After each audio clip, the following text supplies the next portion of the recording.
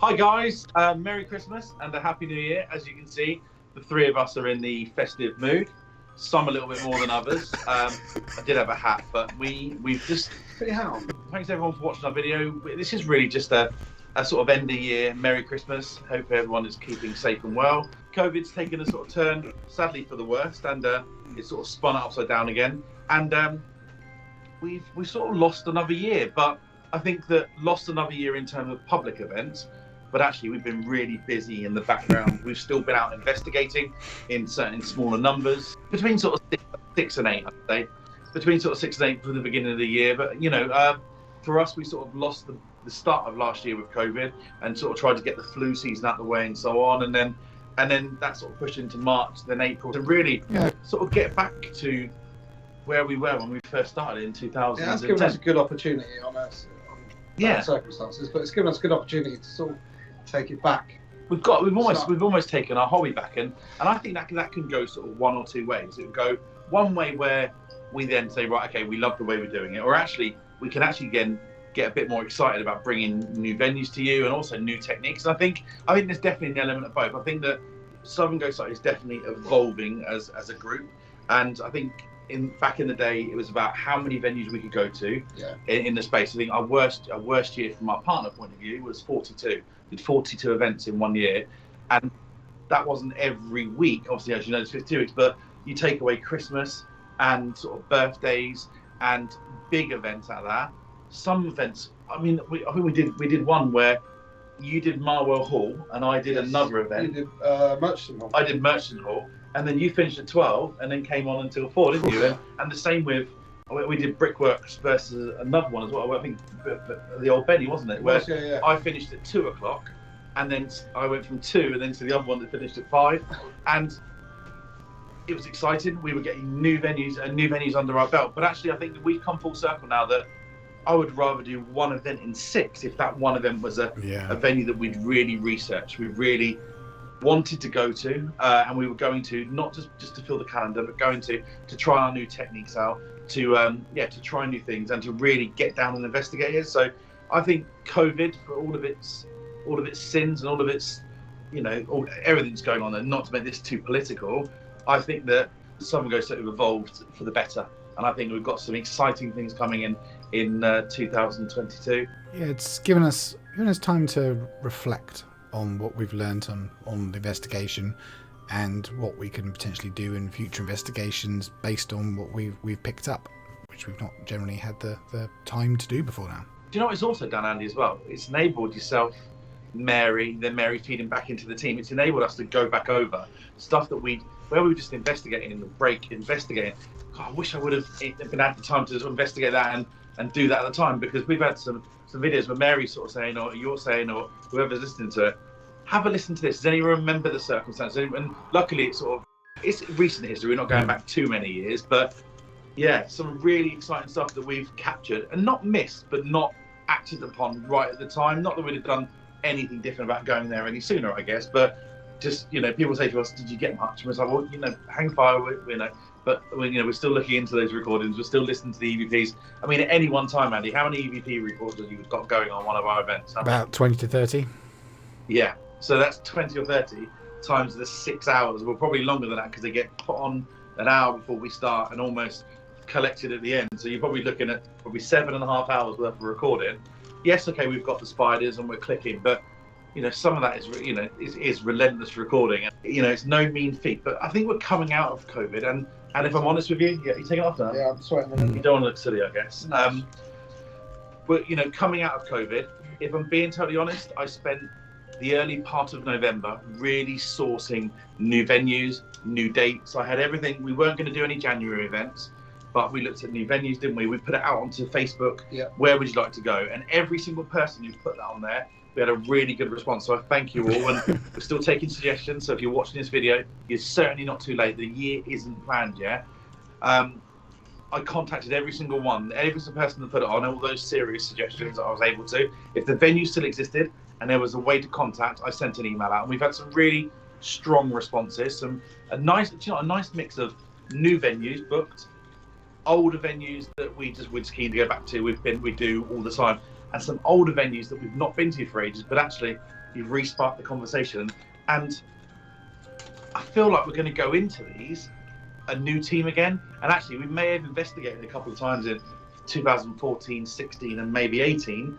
But 2022, we're taking our new techniques, we're taking the new equipment, and we're almost a more rounded team. It's basically going in as a new team, really. I think so. A lot more experience. Definitely. And I think that going for the days of putting lots of people on an event or trying to sort of get the numbers, I suppose for me, when I'm booking events, I always try to look at how cheap can I do it without affecting the experience. And for me, that's changing for me now. That's certainly changing for me.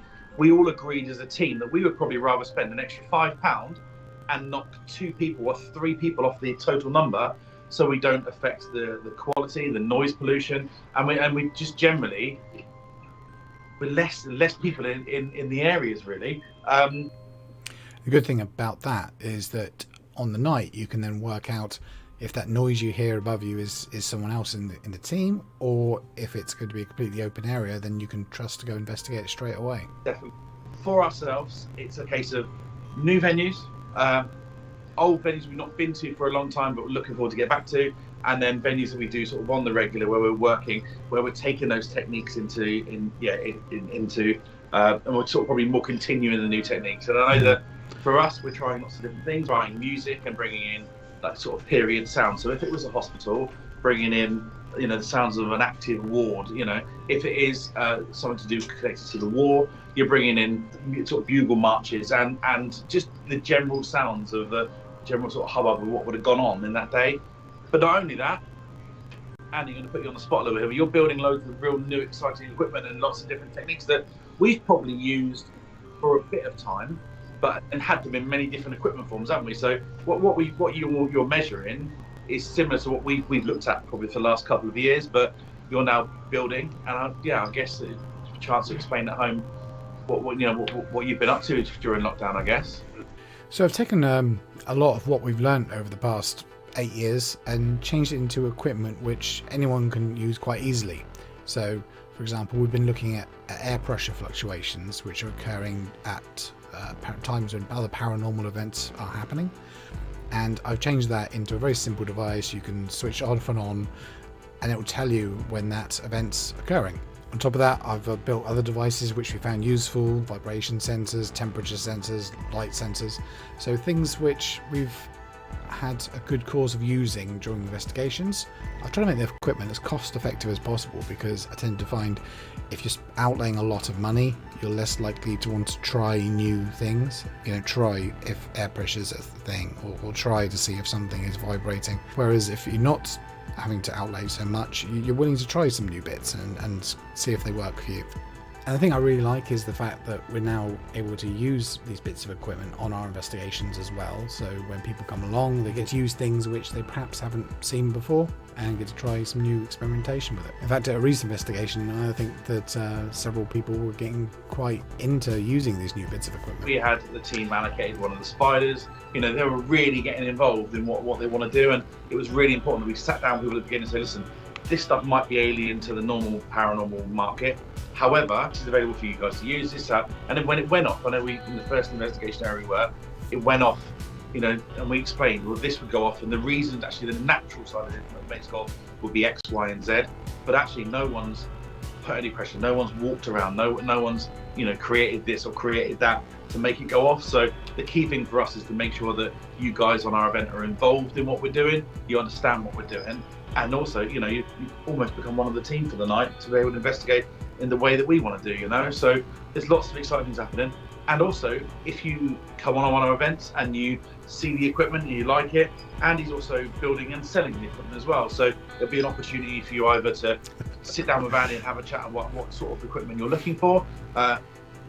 Hopefully, if there's enough, I know that they're in quite demand at the moment, but if there's enough, we've got some on the events, you might be able to buy one there and then. But we're looking to get you guys involved as much as we can, and actually take a little bit of bit away with you. If you go out, you investigate with other teams, or you investigate yourself, buy the piece of equipment, use it in your own investigations if you'd like those techniques. So there's lots of exciting new things happening with us.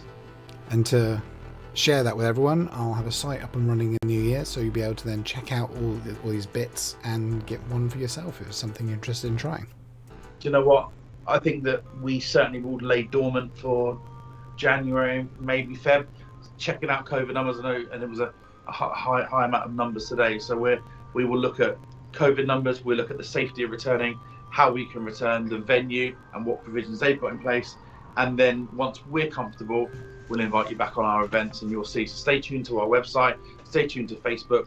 We're going to try and keep talking to you through this. We're releasing sort of videos, certainly sort of between Christmas and New Year. But for us, what I'd like to say is, if you want us to go anywhere, if you want us to come along to a venue that you've been to previously, or you want us to look at booking somewhere locally in your area, we've had some people say this venue, we'd like you to do this one. We've had some people say we'd like to investigate in this county or this town.